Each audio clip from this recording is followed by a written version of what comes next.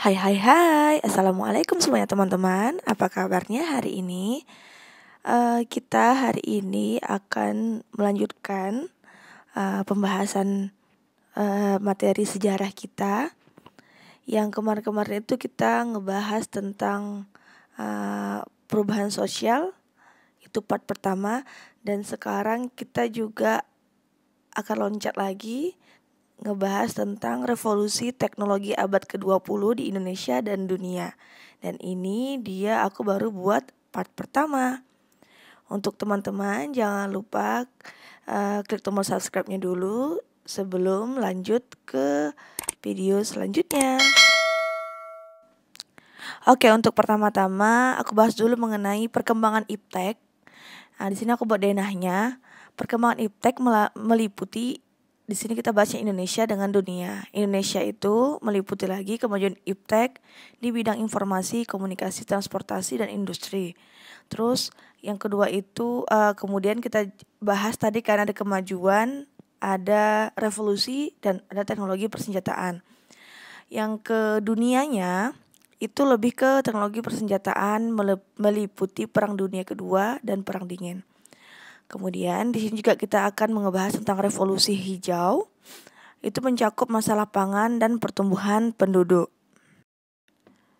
Kemudian teman-teman, di abad pertengahan di Eropa muncul gerakan namanya Renaissance untuk mengembangkan kebudayaan dan ilmu pengetahuan.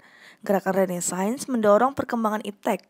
Perkembangan iptek yang berjalan sangat pesat juga mendorong berkembangnya berbagai industri di negara termasuk di Indonesia. Kemajuan iptek di masa Orde Baru itu IPTN atau PT DI, baru Teknik Konstruksi Sosro Bahu, PT PAL, terus PT Pindad. Untuk yang pertama teman-teman, IPTN atau PT DI, Industri Pesawat Terbang Nusantara atau IPTN, didirikan di Jakarta pada 23 April 1976 dan pusatnya itu di Bandung. IPTN dulunya bernama PT Industri Pesawat Terbang Nurtanu, dipimpin oleh B.J. Habibie. Pada 11 Oktober 1985, namanya diubah menjadi IPTN dan mengalami restrukturisasi pada tanggal 24 Agustus 2000. Sejak saat itu IPTN berganti nama menjadi PT Dirgantara Indonesia. IPTN memproduksi berbagai pesawat komersial, pesawat militer, komponen pesawat, servis pesawat, pertahanan, dan teknik. Yang kedua, teknik konstruksi Sosro Bahu. Pada 1980-an, Jakarta mengalami masalah kemacetan yang sangat parah. Pemerintahan Orde Baru berencana untuk membangun jalan layang. Pada tahun 1987, PT Hutama Karya yang mendapatkan proyek ini untuk membangun jalan layang dari Cawang sampai Tanjung Priok. Pemerintah menginginkan agar pembangunan jalan tidak mengganggu sampai sini paham ya dengan penjelasan deskripsi aku yang super jelas dan pelan-pelan aku jelaskan.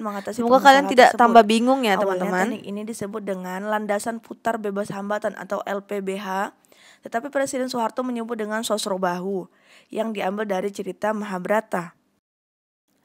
Teknik Sosro Bahu adalah teknik konstruksi untuk memutar bahu dengan beton jalan layang. Melalui teknik ini, lengan jalan layang diletakkan sejajar dengan jalan di bawahnya, lalu diputar 90 derajat sehingga pembangunannya tidak mengganggu arus lalu lintas. Kemudian teman-teman, di revolusi hijau, di sini aku bahas yang pertama dulu mengenai perkembangan revolusi hijau. Nanti yang lainnya, yang ketiganya akan aku bahas di part kedua.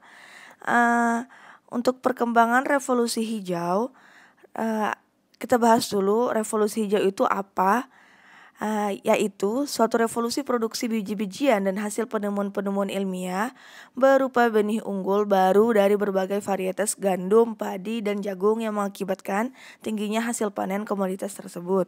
Kemudian teman-teman, revolusi hijau ini merupakan penelitian dari Thomas Robert Malthus.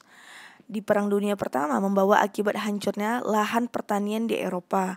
Para pengusaha Amerika Serikat berupaya mengembangkan pertanian untuk mencukupi kebutuhan pangan. Kemudian setelah Perang Dunia Kedua pun berakibat lahan-lahan pertanian di Eropa mengalami kehancuran. Hancurnya daerah pertanian menyebabkan penurunnya produksi pertanian.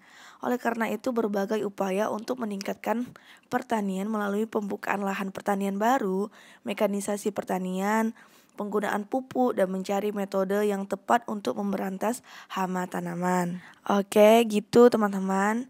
Sampai situ dulu penjelasan dari aku. Nanti aku lanjutkan untuk part kedua. Nanti dari revolusi hijau ada 3 lagi yang harus kita jelaskan. Terima kasih sudah nonton. Thank you for watching. See you in the next video. Bye bye. Assalamualaikum.